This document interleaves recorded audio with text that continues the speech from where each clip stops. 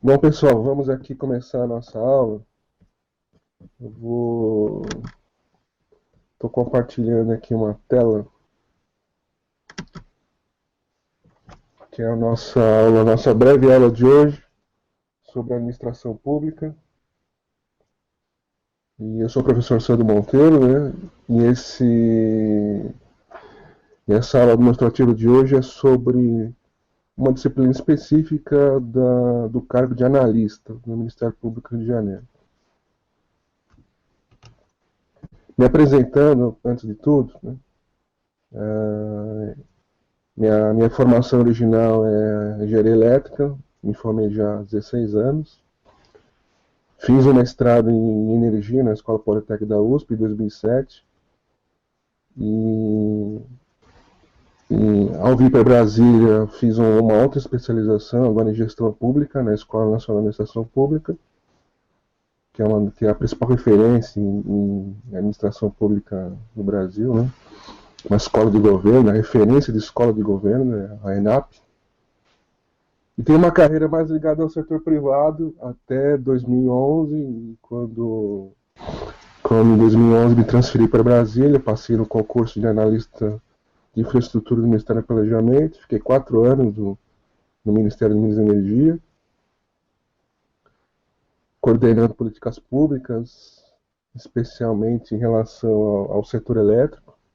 Fui coordenador de obras do PAC, participei de sala de situação, que é um mecanismo aí da administração pública moderna de coordenar esforços entre os diversos órgãos, né? Tenho uma experiência grande, então, na prática das políticas públicas, na implementação das políticas públicas. Em 2014, eu fiz um outro concurso de especialista em regulação, e agora mais voltado à agência reguladora, né? A Agência Nacional de Transportes Aquaviários, ANTAQ. Fui um dos primeiros colocados, estou lá na Superintendência de Regulação, trabalhando na criação de novas normas voltadas ao setor de transporte. Atualmente sou gerente de regulação portuária, substituto lá na ANTAQ. No ponto, comecei ano passado, e como disse o professor Macarrão, aí tem um histórico nas discursivas, na aula de administração pública, políticas públicas, regulação.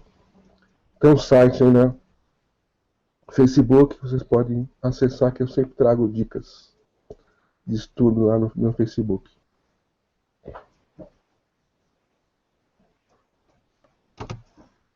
Sobre edital.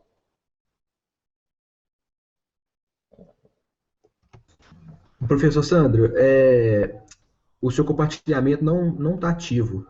Se puder fechar e compartilhar de novo? É?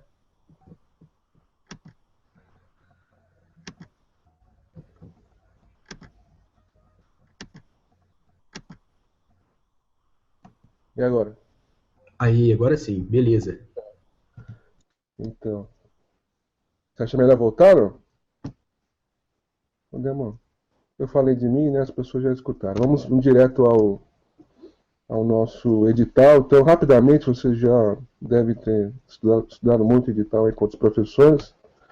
Só para falar que está em andamento as inscrições, né? Começaram semana passada. E a prova vai ocorrer em 1º de maio, para técnico, na parte da manhã. Desculpa, na parte da manhã para analista e na parte de tarde para técnico. E o que nos compete, em termos de analista, pegando o edital, é esse item aqui de administração geral, né? Administração geral, administração pública e contabilidade pública, que são 25 questões. E a minha, especificamente administração pública, em conjunto com o professor Mariotti, que vai dar um dos itens dessa matéria de administração pública. Em termos de edital, ele é bem extenso, né, o conteúdo de administração pública, e eu destaquei aqui em vermelho justamente os itens que são do professor Mariotti, mais ligados à questão orçamentária, do planejamento orçamentário, não deveria estar aqui. Realmente eles fizeram uma confusão aqui do tema administração pública com planejamento orçamentário. Como é que será então o nosso curso? Dado esse edital tão extenso, qual vai ser a nossa estratégia então de dividir o conteúdo? Qual vai ser a nossa dinâmica, né? Dividimos em 4 aulas, vai começar o dia 14, aí teremos dia 14, dia 21, 28 e dia 4, sendo que no dia civil, né, no dia seguinte, teremos a disponibilização da aula de forma gravada. As aulas serão ao vivo, duração de 2h30, com alguns intervalos, com 2 intervalos, um intervalo de 10 minutos para uma pausa rápida e ao final mais 20 minutos de dúvidas, então somando aí 8 horas de conteúdo. 4 encontros e 8 horas de conteúdo, que eu acho que é o suficiente para a gente poder ter uma boa aula. Como é que está organizado isso? Então, distribuído, né? Se você for destrinchar o edital, ele vai ter muitos temas semelhantes. Não foi assim uma coisa, não foi muito bem organizado. Então eu redistribuí aí, conforme os temas, os subtemas, pelas aulas. E trouxe políticas públicas mais para o final, junto com gestão por resultados. Então a primeira aula seria mais a questão organizacional, os paradigmas, que é uma que a gente vai falar um pouco hoje, conceito de administração pública, as reformas administrativas, e um pouquinho de governança, né, que vai estar lá na aula 3, mais detalhado os seus conceitos mais modernos. Na aula 2, a visão mais moderna da administração pública, a questão da flexibilização, né, o que vem acontecendo desde a era FHC, a era Lula, fortalecimento das agências reguladoras, a tendência da descentralização das políticas públicas, mas com a centralização decisória da formulação, que é a tendência mais moderna, a execução pelos entes federativos, mas a formalização,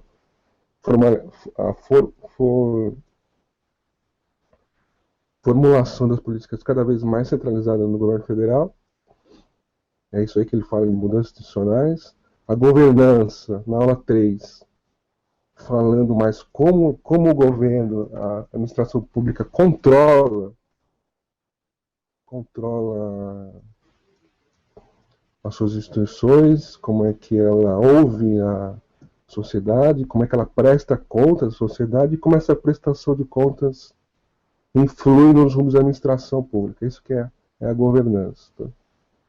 E a questão estratégica cada vez mais importante na administração pública também vai estar na aula 3. Tá? O professor de administração geral vai detalhar mais isso, a questão estratégica. Nós vamos só ver como é que esse contexto inseriu na administração pública. E na aula 4, um viés aqui das políticas públicas, na mais voltada à avaliação, à formulação e monitoramento dos resultados, que é o que eu percebo aqui de foco desse edital, que é as metodologias de indicadores de desempenho, que é muito que eu trabalho lá na agência reguladora. Ok? Então, 4 aulas assim, muito bem divididas pelas concentrações temáticas. As aulas serão semanais, né, ao vivo, poderão ser acessadas gravadas, acho que é um grande trunfo aqui, uma grande vantagem desse curso, de ter essa possibilidade, né, de recuperar as aulas, de você poder estudar em outro momento. E eu vou revisar todos os conceitos, todas as ideias, né, tudo que a gente estudou sobre esse assunto, aquilo que a FG entende que é importante. A FGV produz muitos documentos, né? Tem uma grande vantagem de saber o que ela pensa, porque ela participa muito dos estudos. É uma banca que produz muito em termos de administração pública, né? Referência em administração pública. Então não é difícil saber o que ela vai cobrar lá na prova.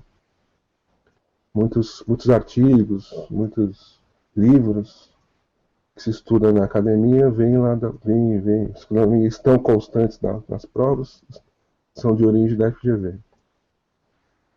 Temos essa parte teórica, mas também teremos uma parte prática, mais ao final das aulas. Questões focadas na FGV, no mesmo nível do edital de vocês, da prova de vocês. E eu vou sempre soltar em materiais extras, materiais para que vocês possam acompanhar aí com mais profundidade, né? Lista de exercícios resolvidos com registro dos meus comentários, né? Além daqueles que estarão na aula, vou trazer outros exercícios simulados, né? Exercícios não resolvidos para que vocês possam testar o seu desempenho. E vou sempre entregar assim, artigos técnicos ou textos mais famosos, que são aqueles textos que as bancas, ou que a FGV especificamente usa em suas elaborações de questões. Tá? Então a ideia é ter um estudo mais consistente possível com a prova de vocês. Lembrando, né, voltando aqui, são 24 questões. 5 questões para esse administração geral, pública e contabilidade pública. Então imagina que 8, 9 questões vão estar aqui para administração pública. Tá? Vocês vão ter que balancear aí o estudo da administração pública, administração geral, contabilidade.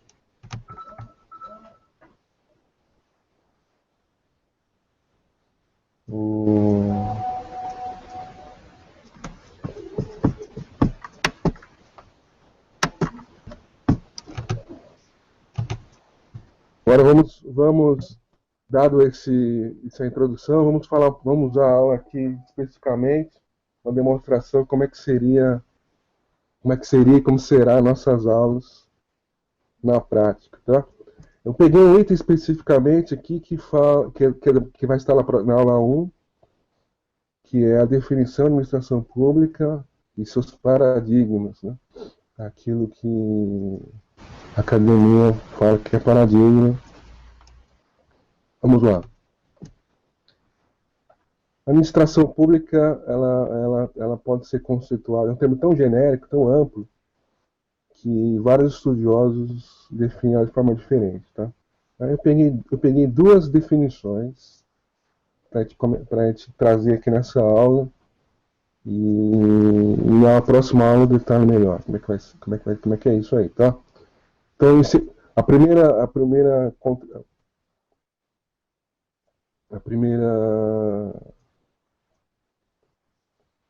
visão aqui fala do sentido amplo versus o sentido estrito. Então a administração em sentido amplo é tudo, né? É o governo e a função administrativa, é a visão política e a visão prática daquilo que a administração pública executa. Então a administração pública são aqueles que governam e aqueles que executam.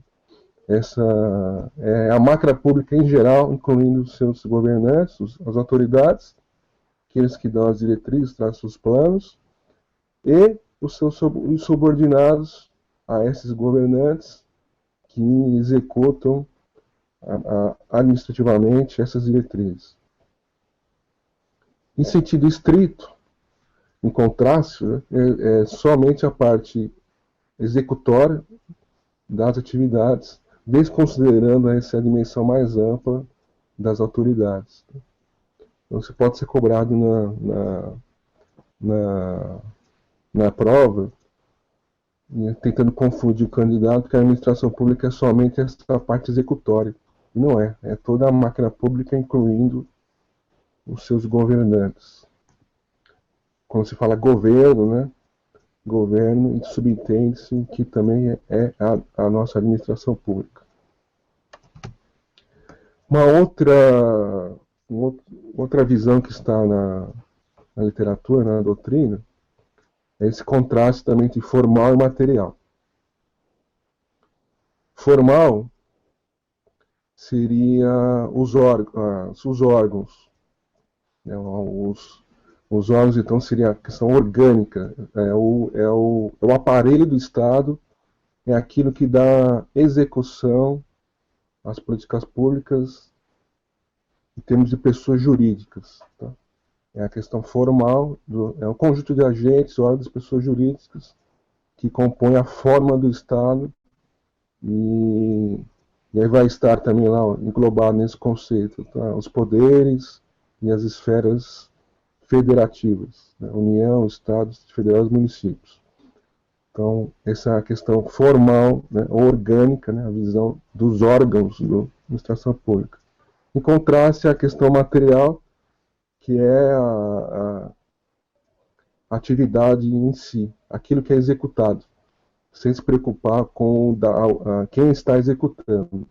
É a visão a funcional, né, mais objetiva, olhando somente para o que está sendo executado, para a atividade pública.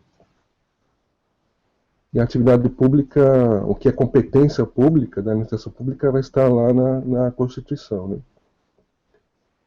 E aquilo que o Estado, aquilo que a Constituição obriga o Estado a executar, a praticar. E, em geral, é o fomento, é o incentivo ao setor privado, é a polícia administrativa, que é a fiscalização, né, das práticas dos cidadãos, como o que faz as agências reguladoras, que é a fiscalização, a prestação de serviços públicos, né, que são competências da administração pública, e a participação direta em algumas atividades econômicas, como os Correios, ou na estatística nacional, como o IBGE. Então, são a questão mais da atividade, aquilo que executa a administração pública versus os seus órgãos, que é a questão formal. Dado essa introdução em o que é a administração pública, aí eu retomo aqui a evolução da administração pública do contexto nacional, que ela vai começar assim, de forma muito incipiente ali na chegada dos portugueses no Brasil, e ela toma uma grande dimensão a partir da vinda de Dom João VI para Rio de Janeiro, para o Brasil, em 1808, que é quando se inaugura de fato a administração pública, que vem todo um corpo burocrático de Portugal para o Brasil, e se organiza diversas entidades, diversos órgãos. Até então, antes de 1808, a decisão era muito centralizada, né, em Portugal, e aqui no Brasil haviam mais órgãos ligados ao judiciário, não a formulação de políticas públicas. Isso veio juntamente com Dom João VI. Aí eu remeto a um artigo muito famoso de Frederico Lustosa, que ele vai dar esse panorama desde 1808, né? E ele publica esse artigo em 2007, 2008, o Frederico, contando aí 200 anos de administração pública, desde a vinda de Dom João VI. Então, muito interessante, deixei o link aqui. É um link aí da FGV, inclusive, tá? O artigo aí, que foi publicado em conjunto com a FGV.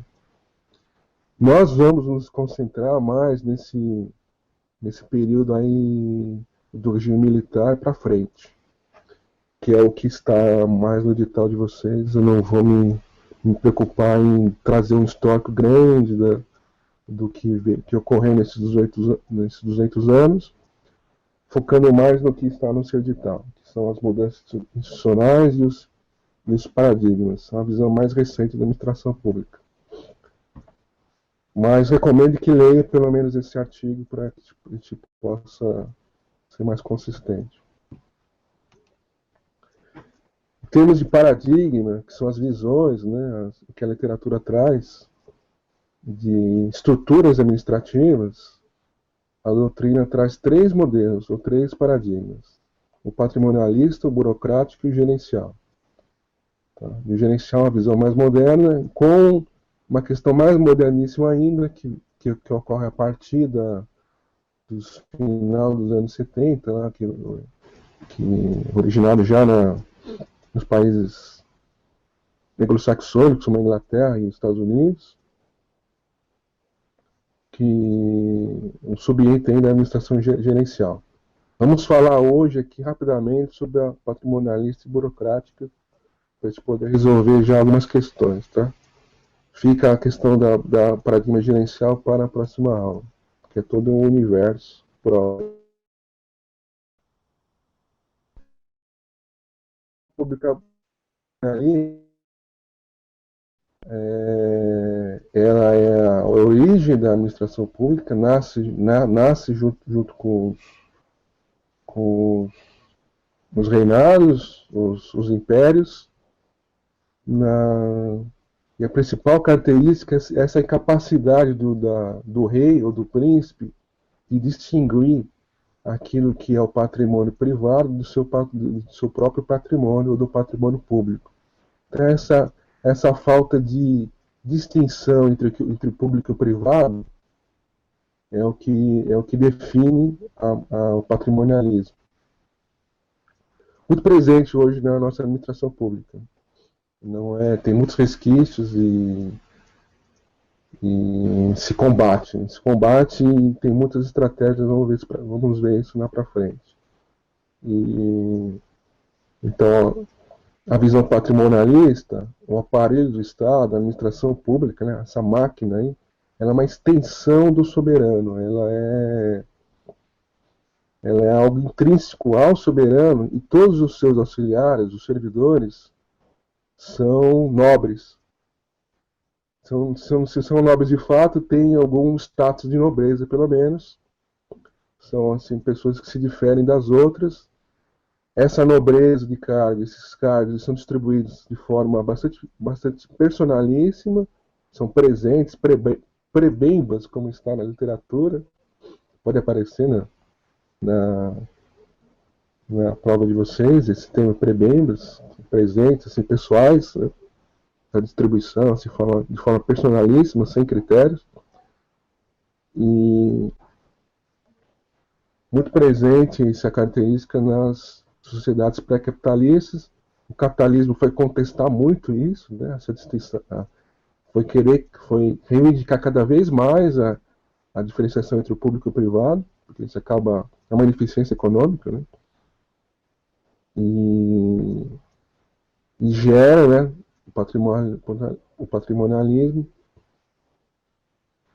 muitíssimas possibilidades para corrupção, nepotismo, né? Isso é inerente a esse tipo de administração, ao clientelismo, ao fisiologismo, e que continua existindo no nosso país, né? Muito condenado.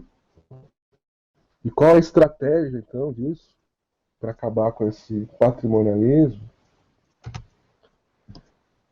É a administração pública burocrática, que ela vem surgindo ao final do século XIX, e o pai da burocracia moderna, muito espelhado aí na estrutura militar. O pai é o Max Weber. Certamente tem uma questão na prova de vocês, cobrando a teoria de Max Weber. E é um sociólogo, talvez o sociólogo mais relevante do século XX. E ele traz no seu livro Economia e Sociedade uma análise muitíssimo completa, tida como referência em termos de descrição do patrimonialismo e de qual seria o modelo ideal de estrutura administrativa para que se eliminasse as distorções do patrimonialismo. Isso está aí no livro Economia e Sociedade, que é um livro publicado após a sua morte. E é nesse livro que ele acaba distinguindo formas de dominação, que é a tradicional, carismática e racional legal, que falaremos um pouco mais na próxima aula, que é importante para entender a burocracia. Não vou entrar nesse detalhe hoje, que seria um detalhe muito grande. Então, falando um pouquinho mais da administração pública burocrática, ela nasce, então, com a função de combater a corrupção, combater todos aqueles vícios do patrimonialismo. Ela prega a profissionalização constante dos servidores públicos. É nela que surge a ideia da carreira. Então, se vocês vão prestar um concurso para a carreira de analista do MP, foi porque Weber entendeu que essa era a melhor estrutura, se organizar em carreiras, né? Essas carreiras, haveria uma hierarquia entre elas, ou dentre elas, a impessoalidade é a regra geral, o formalismo, né? E a racionalidade, que nós vamos conversar mais sobre isso, o que é racionalidade, é o que impera na burocracia. E a existência cada vez mais grande de controles, esses controles sempre a priori, não a posteriori, evitando que a priori quer dizer o seguinte, que você, antes de decidir por um ato ou executar um ato, alguém vai fiscalizar e vai anuir, autorizar que ele pode ocorrer. Então, um controle prévio. Né? Então, a burocracia prega o controle prévio, que vai ser muito questionado, que acaba atrasando a decisão. Né? Parte também da desconfiança prévia, de tudo, né? Do mundo, dos cidadãos, das suas demandas, e daí o controle prévio. E o controle prévio vai implementar controles rígidos sobre os processos, discriminar ao máximo as tarefas, as rotinas, vão ser cada vez mais assim, relacionadas, mais pormenorizadas, escritas, colocadas dentro do papel. E aí vai ser tão rígido, vai ser tão detalhado os processos, que a burocracia vai se voltar cada vez mais para si. A sua finalidade, essa é uma das suas principais disfunções, que ela perde assim, esse contato com a sociedade, com as demandas da sociedade. Ela é muito autorreferenciada. Ao criar tantos controles, formalismo e pessoalidade, ela esquece que o principal cliente é o cidadão. Que a missão da administração pública é atender o cidadão ao interesse público. E Weber, na sua obra, não comenta sobre isso, sobre essas disfunções. Ele cria a burocracia, o ideal da burocracia, como seria a eficiência ao máximo, e a prática viu que não é assim. E aí, daí surge a administração gerencial, que eu não vou falar hoje, mas vai estar na nossa aula. Seguinte. Só detalhando um pouquinho mais, então, a administração pública ela emerge da fortalecimento da democracia, do capitalismo. Né? A ideia é colaborar com o capitalismo e com a democracia. E é que eu trago um ponto que muitos confundem, a definição o termo burocracia como a estrutura organizacional do Estado, e a burocracia, aquele excesso de papelório, o excesso de controles, o excesso de documentos. Essa aí a literatura vai trazer um outro termo, que é a burocratização, né, das decisões. Então temos a burocracia tradicional, que são esse organismo, são os servidores, né, são a estrutura burocrática, a questão organizacional é a burocracia.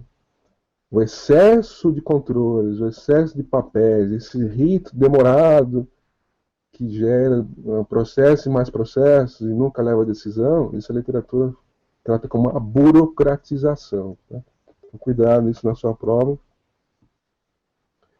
Que a burocracia, ela em si, nasce, segundo Weber, como o ideal, que nunca foi atingido, né? Nunca foi atingido esse ideal de Weber.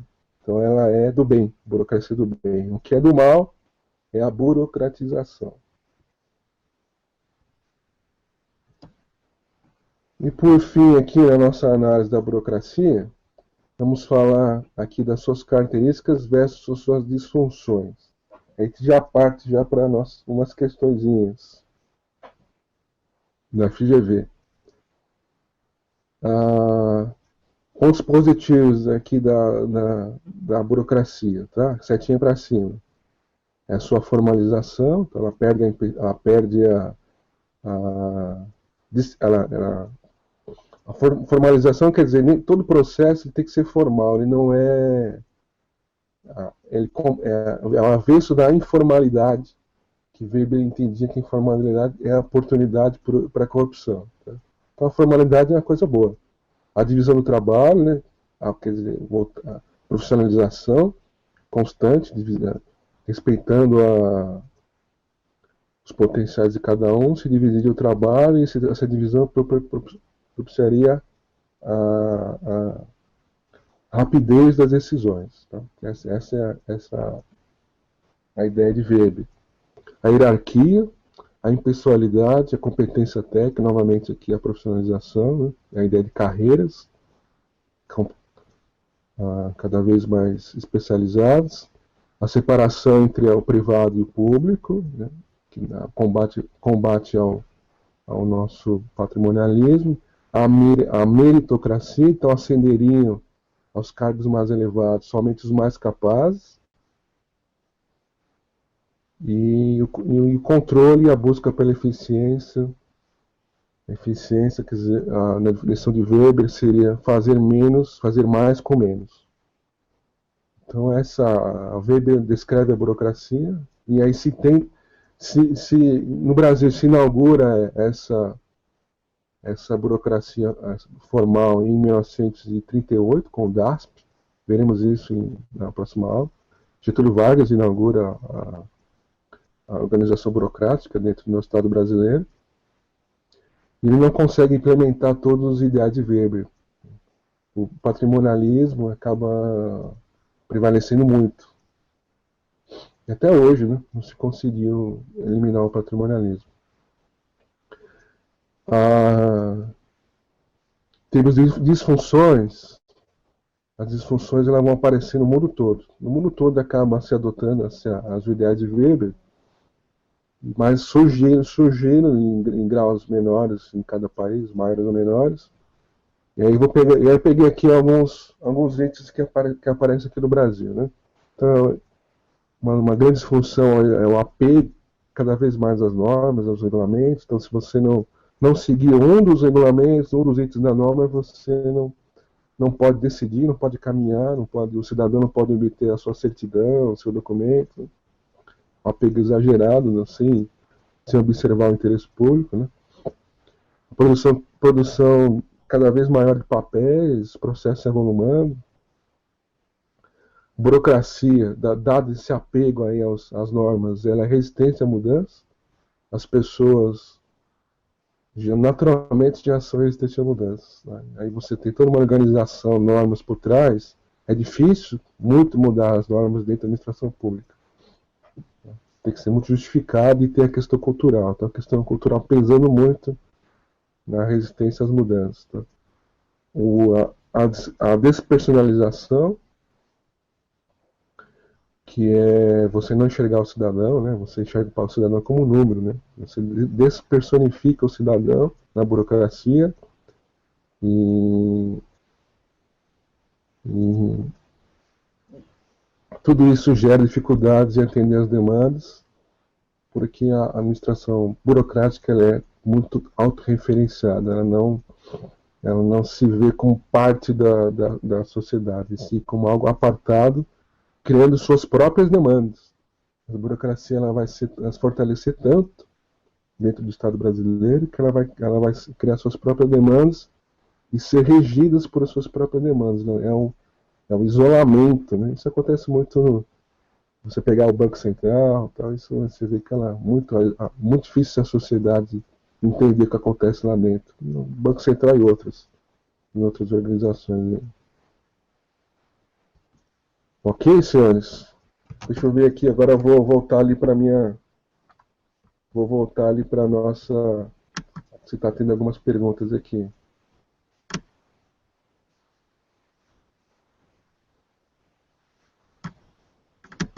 Deixa eu voltar aqui para. Desculpa que eu estou sem imagem, mas eu vou resolver isso aí na próxima aula.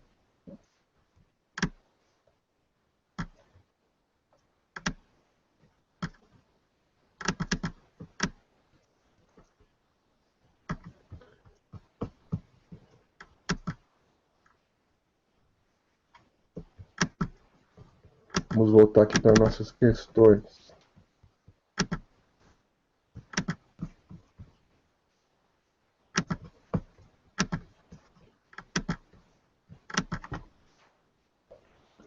Separei 3 questões, então, desse assuntinho que nós vimos hoje, tá?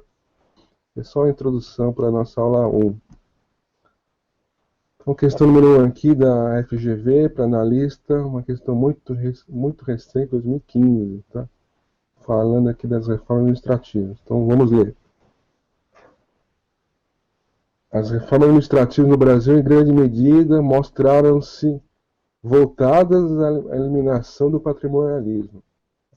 É isso mesmo, tá? Isso aqui é só enunciado, então isso é verdade. Então, se tentou aí fazer pelo menos 3 reformas administrativas desde o início da República para combater o patrimonialismo. Né? A principal reforma foi essa de Getúlio Vargas em 38, teve uma em 67 e teve uma outra em 95. Vamos falar sobre isso na próxima aula. Mas já é possível já resolver essa questão aqui. Tá? Em relação ao patrimonialismo, é correto afirmar que o quadro administrativo é formado por pessoas com vínculo de fidelidade pessoal. Tá? Voltando aqui, tá? A questão pergunta em relação ao patrimonialismo. É correto afirmar que item A, o quadro administrativo é formado por pessoas com vínculo de fidelidade pessoal. E justamente está correto. Essa item A está correto. É a personalificação da administração pública. Os servidores são do patrimonialismo são aqueles fiéis ao rei, ou fiéis à autoridade. Eles são nomeados com base numa relação íntima com o príncipe, ou com o governante, né? Usa mais moderno. Não existe um critério de seleção assim, impessoal. Aqueles que são mais íntimos, aquele que a autoridade acredita que vão cumprir aquilo que ele pensa, são nomeados são incorporados para dentro do quadro administrativo. Essa aí é uma principal característica aí do patrimonialismo, esse item A está correto. É correto afirmar que é um item A correto. Item B. Os processos e controles são centrais ao funcionamento das organizações. Está incorreto. Tá? Essa é uma característica da burocracia, da administração burocrática. No patrimonialismo, interessa a confusão. Quanto menos controles, mais facilitada a personalificação, né? Mais facilitada a corrupção, o clientelismo. Né? Os processos dificultam, né? Você é obrigado a justificar. Você tem um processo muito rígido, você não cumpri-lo obriga você a justificar. Então, no patrimonialismo não existe isso, ou não se busca isso. Então, item B errado. Item C, a impessoalidade das relações é uma característica fundamental. Não, errado. Né? É justamente o contrário, a personalificação, essa relação próxima entre o governante e o servidor é o que marca o patrimonialismo. O C está em contraste com o item A. Entender, a periferia operacional é separada do núcleo estratégico. Talvez aí o item mais difícil de responder, uma pegadinha aí para os alunos, os candidatos. Mas essa também é uma característica da burocracia, é a divisão de trabalho. Nós falamos na nossa aula agora há pouco. Então, a questão executória está muito, na burocracia, está muito separada daquele que decide as políticas públicas. Aquele que formula, aquele que avalia, né, que é o núcleo estratégico do governo, na burocracia está muito separado daquele que executa. O burocrata que executa é diferente do burocrata que está no núcleo estratégico. Tá? No patrimonialismo, não. Não existe essa separação. São as mesmas pessoas, até porque a separação facilita o controle. Se você junta, é muito mais fácil você desviar de rumos durante o percurso, e é aquilo que é justamente o patrimonialismo quer. Não necessitar de prestar contas, né? Decidir ao seu sabor. Então, entender é errado. Item E, os serviços são moldados como quase mercados. Esse quase mercados aqui, ele quer dizer que o cidadão, é a visão do cidadão cliente. O cidadão cliente é aquele que tem demandas, se você encara o cidadão como cliente, você tem a obrigação de satisfazê-lo. Né? Você é obrigado a prestar um serviço de qualidade, porque senão ele vai reclamar. Então, o patrimonialismo não é isso. O patrimonialismo ele não vai se preocupar na demanda do cidadão ou na qualidade daquilo que executa. Isso também não é nenhuma característica da burocracia. Isso vai vir a característica da administração gerencial, que aqui no Brasil surge a partir da década de 90. Tá? Então, também é errado, item E. Logo, nosso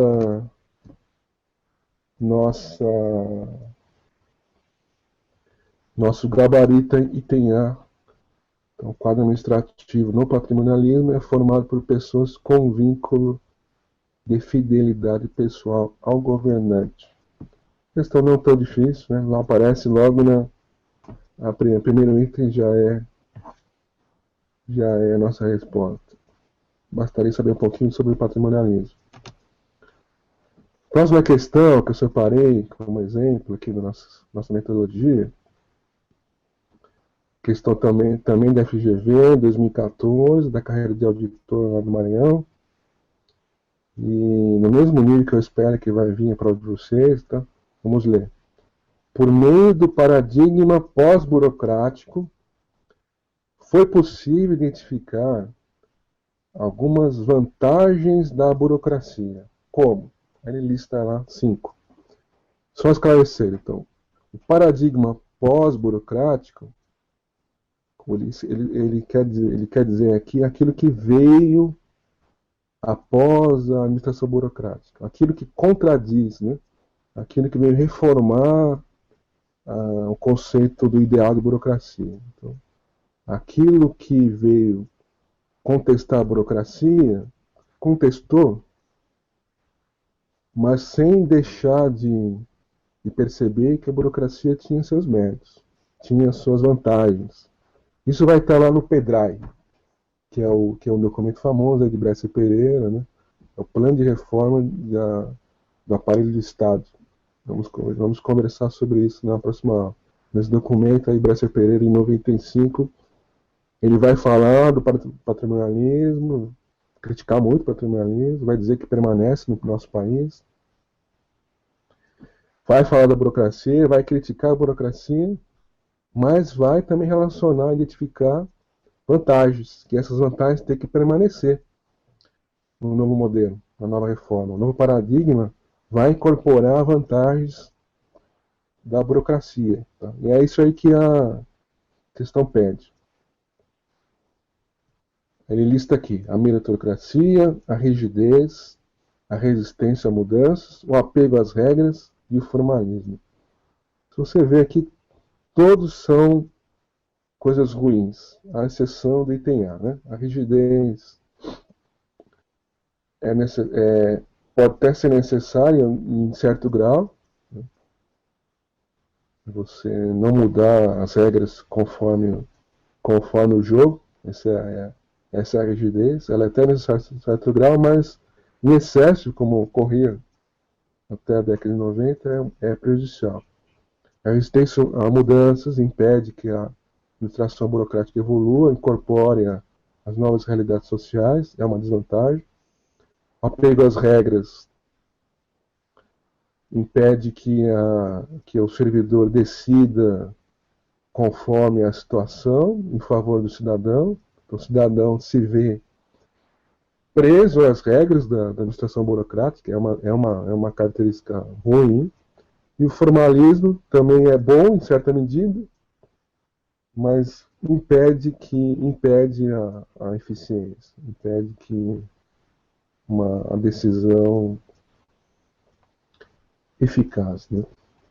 Então, a grande vantagem é o item A, que é a meritocracia, que significa que deve ascender aos cargos públicos as pessoas mais capazes, né? Daí o princípio do concurso público ter permanecido, né, com a reforma do PEDRAI.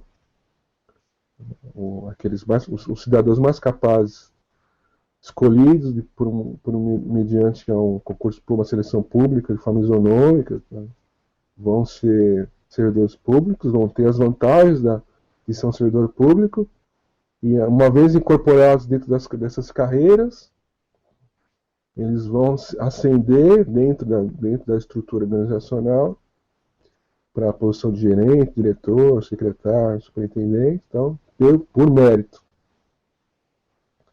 Aqueles que se demonstrarem mais capazes, né, de demonstrar resultados. Essa é a meritocracia, que é o ideal que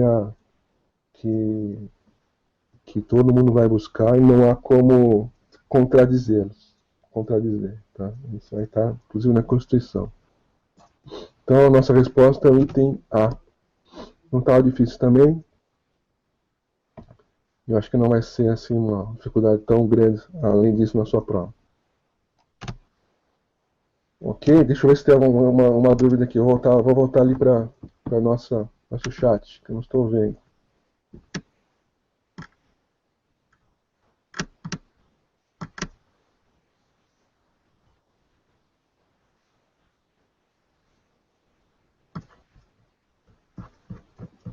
Ok. Ainda não tenho muitas dúvidas.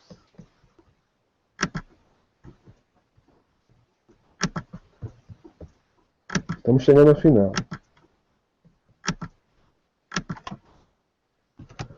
A última questão aqui, a FGV também, auditor lá de Goiás, 2014, questão muito recente.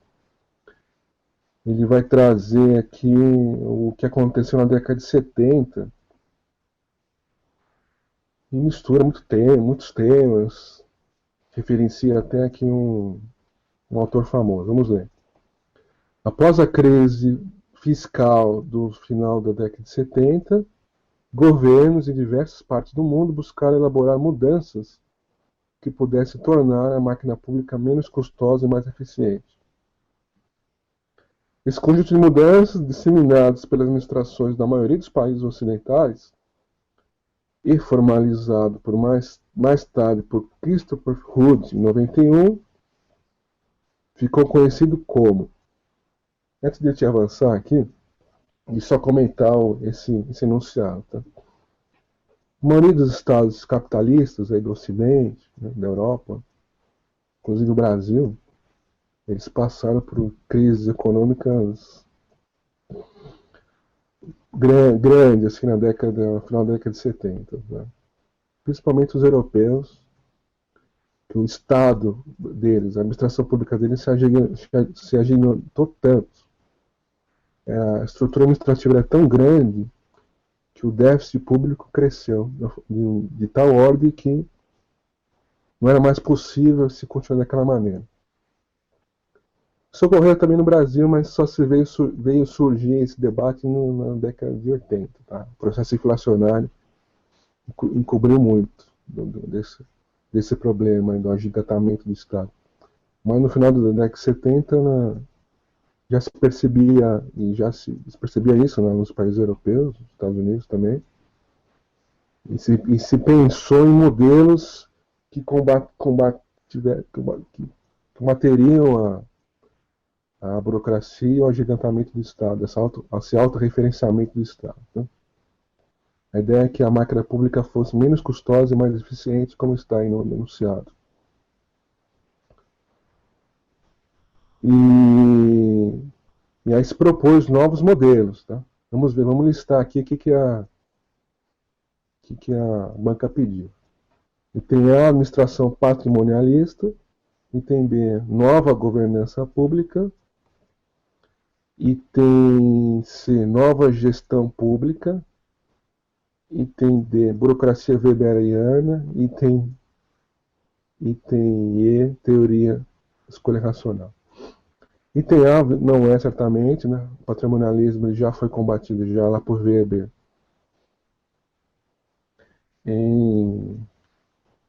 no começo do século XX, né? Então não é item A. O item B também não é, porque aqui fala justamente de Weber. Item D não é.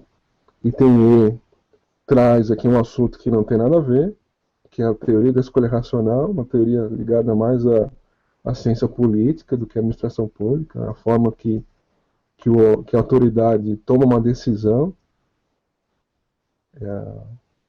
se essa decisão prega-se que deveria ser mais racional as decisões. Então aqui não é um tema da administração pública, sim da ciência política, ou talvez até das políticas públicas. Então, item E não é, fora do contexto. Aí restaria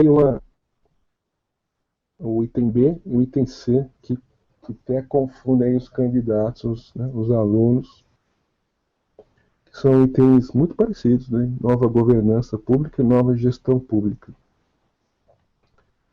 E vamos ver aqui então qual seria nova gestão pública. É o que vamos falar na próxima aula. É justamente o modelo que veio criticar a burocracia.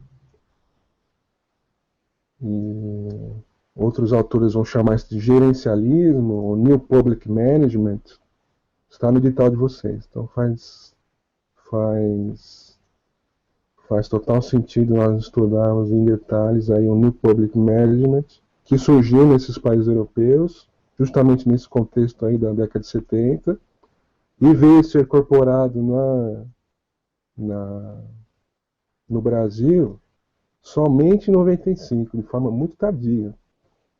O Brasil tinha uma questão seríssima, que era a questão inflacionária, né? Só foi resolvida em 93, 94, com o Plano Real, e aí se conseguiu avançar na administração pública, no debate da administração pública. Até então não era viável. Essa inviabilidade vai estar lá no PEDRAI, que eu falei para vocês, é um documento de Décio Pereira. É um enfrentamento que surgiu só nos meados da década de 90 e continua até hoje. É o paradigma que permanece, o New Public Management. E a banca tentou confundir aqui a nova gestão pública com a nova governança pública, os termos de governança e gestão. Governança relacionada é uma parte da gestão pública. A governança é a questão dos controles, da forma que desse relacionamento dentro dela mesma, como ela se relaciona dentro dela mesma e com a sociedade. Tá? Então, a nova gestão pública incorpora a governança pública. Então, e tem que ser realmente nosso gabarito. E aí, eu já parto para finalizar a minha aula. Deixo aqui os meus contatos. Vocês podem enviar dúvidas. Agora vou responder dúvidas de vocês. E já até passei aqui no meu horário. Fica meu e-mail e fica meu Facebook também, que vocês podem mandar umas mensagens ou curtir para acompanhar minhas dicas.